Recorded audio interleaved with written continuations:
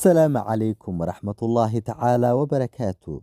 saaxiibada qiimaha badan ee ku xidhan janaalkan soo dhowaada. Haddaba muuqaalkan waxaan uga hadlaynaa musalsalka dhaawacii qalbiga xalqadiisa 27 oo goosgooska labaad la baahiyey.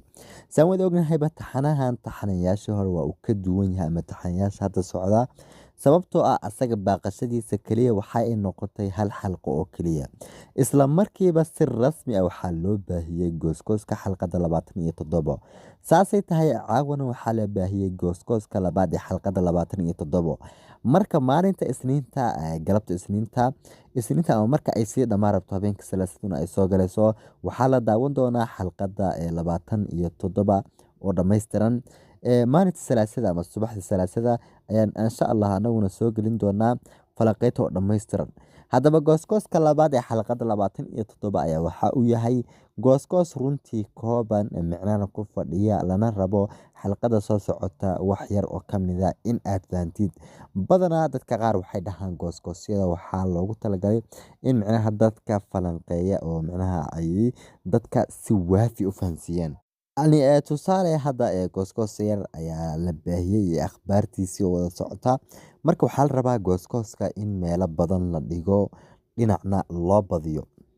Kusoo dhawaada faalada dhanka goosgooska labaad ee xalqada 27 ee fadlan muuqaalka like noo saar sidoo kale janaalka subscribe noo saar waa mahadsantihiin ka bacdi daawadee soo dhawow.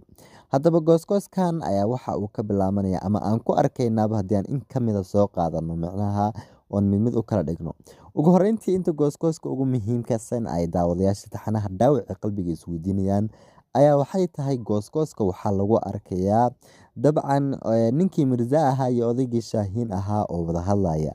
Ha wada hadlaan ma xume maxay ku wada hadlayaan. Mirza iyo Shaahin xilligaasi Shaahin waxa uu canaananayay Mirza. Marka Mirza ayaa waxaan maqlaynaa asagoo oo leh aniga maalintaasi sharafteena ayaan dhowray Caysheena waxaan u badbaadiyey waxay ahayd maalin aad u farxad badan. Haddaba maalintaasi waa maxay? waa maalintii arooska ee dabcan la rabay in Caysha kalida laga saarto oo ninkan Mirza badbaadiyey. Odaygana arrinkaas ayuu ka xanaaqsanaa oo Mirza ugu canaananayay. Laakiin nasiib daro xilligaas way maqlaysa qoftan lagu magacaabo Caysha waxay agtooda ay joogtay oo marka uu saa lahaa way maqlaysay. Laakiin ma sheegi kari in ay maqlaysay arrimaha kalida iyo kaliya waxa laga yaabaa in micnaha ay maqlaysay badbaado wax saasa. Yacni tusaale markii ay isla markiiba way soo baxday oo hadlaysaa wax dhahaysaa adiga qof wanaagsan ma tihid wanaaguna waa qalbiga. Marka waxaa la rabay in ay tiraahdo masaasiyadii gal rabtay maxay ku soo laakiin qof waaba isteejiseen waxaa laga yaabaa arrimahaas oo dhan aysan maqlin. Haddaba tan daawadayaasha shaki ku sii rida ayaa waxay tahay isla goosgooska dhexdiisa odayga ayaa waxa uu u jawaabaya Cayshe asagoo kule anigu waxaan rabay in aan badbaadiyo nolosha Elif iyo noloshaadaba. Haddaba Elif saan wada ognahayba waa gabadha yareyd ee la rabay in Cayshe kalida looga saaro. Marka waxaa loo badinayaa in Cayshe ay fahantay arrinkaasi. Marka Cayshe waxaa la leeyahay way fahantay in odayga uu rabay inuu kalida ka saarto. Isla markiiba haddana goosgooska dhexdiisa Cayshe waa ay soo baxaysaa. Ha soo baxda muxuu gaari taxi ay qaadanaysaa. Friid ayaa loo sheegay inaysan Cayshe joogin. Haddaba Cayshe halkee tagaysaa ma laga yaabaa in ay Istanbul ku laabato. Cayshe waxaa loo badinayaa in ay meesha xanaaq darteeda saasi uga tagtay. Haddaba goosgooska dhankiisa ka dhamihiisa kale haddii aan eegno waxaan arkaynaa ninkii Sinaan ahaa oo yarkii Yamaan ahaa kule hadda laga bilaabo libaaxow adiga waxaa tahay cadowgeyga oo saa ula soco. Isla markiiba haddana waxaan arkaynaa ninkii Yamaan lagu magacaabayay oo ku fadhiga kursigii Rezan Jagsade. Waxaa iman doona Sinaan iyo Azade ayaa dhahaysa halkan maxaa ka qabanaysaa. Yamaan waxa uu ugu jawaabayaa wixii hadda ka dambeeya aniga ayaa meeshan ka talinaya ama meeshan awaamirtayda ayaa ka soconaysa shirkadana waa aniga ayaa leh camal ayuu dhahaya. Haddaba maxay tahay ama ma laga yaabaa in ay isguursadaan Hande iyo Yamaan. Sababta ognahaba xalqada u dambeysay waxay afkooda ka sheegeen in ay ayaga isguursadeen. Sidoo kale ma laga yaabaa guriga in sidaas dhib ka yar ay ula wareegaan. Goosgooskii koobaad saan ku arkaynaba ma ahayn kuwo ku guuleystay guriga in ay joogaan oo goosgooska koobaad xitaa waxaan ku arkaynay qoftan Hande ah oo Azade ku leh gurigan adiga waxaa ku tahay marti oo kaliya marka isdeji. Xalqadaha soo socda waxaan rajeynaynaa gurigan in la wareegaan. Sidoo kale mar labaad maadaama aan fursad u heli weynay in dabcan muuqaalan ka soo sameyno gabadhan taxana lagu soo darayo. Xalqada 28aad waxaa lagu soo dari doonaa gabadh cusub. So marka gabadhaasi mashayka doorkeeda iyo waxa ay qaabilsan tahay waa gabadhaasi lagu soo darayo xalqada 28aad ee taxanaha dhaawacii qalbiga.